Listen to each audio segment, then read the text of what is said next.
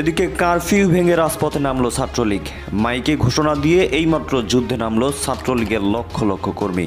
আবারও গোপালগঞ্জের রাজপথ থমথমে। আপনাদের দৃষ্টি আকর্ষণ করে বলছি, আপনাদের যা কিছু আছে তাই নিয়ে রাস্তায় আসুন। আপনারা যা কিছু আছে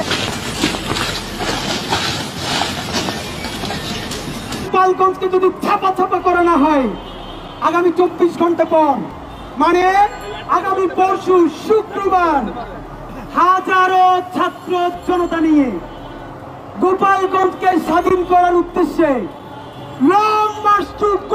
মধ্যরাতে গোপালগঞ্জের কারফিউ ভেঙে ছাত্রলীগের আবারও তাণ্ডব শুরু। এইদিকে সমন্বয়কদের উপর কঠিন হামলা চালিয়েছে। বিস্তারিত জানতে ভিডিওগুলো দেখতে থাকুন।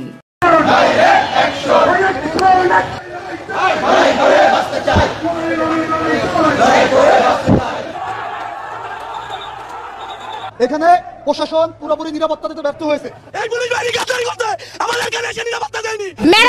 ম্যারাথনের দৌড়ের মতো তারা হচ্ছে দৌড় দিছে।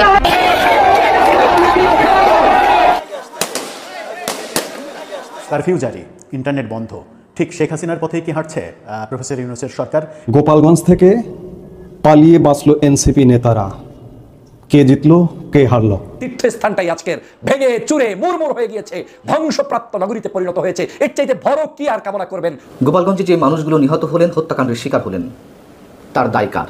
144 ধারা যে জারি করা হয়েছিল, সেই 144 ধারা জারিকে উপেক্ষা করে হামলাকারীরা ব্যাপকভাবে হামলা চালিয়েছে। আওয়ামী লীগের লোকাল স্থানীয় নেতাকর্মীরা নজিরবিহীন কাণ্ড করেছে।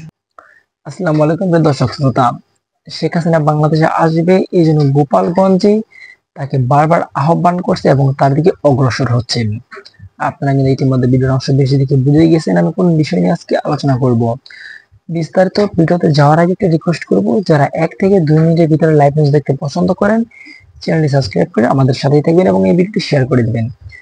আজকে কিন্তু আপনারা দেখতে পেয়েছেন গোপালগঞ্জে সমন্বয়ক এবং এনসিপির নেতাকর্মীদের উপরে কিভাবে হামলা করেছে আওয়ামী লীগ এবং ছাত্রলীগ। ছাত্রলীগ বলাই চলে না, নিষিদ্ধ লীগ বলে সকলেই।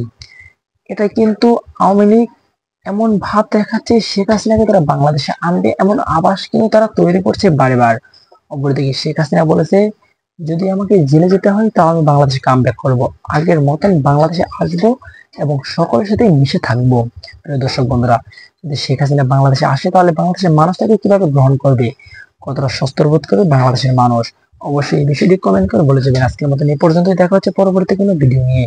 সেই পর্যন্ত ভালো থাকুন, সুস্থ থাকুন, এই চ্যানেল সাথে থাকুন। আল্লাহ হাফেজ।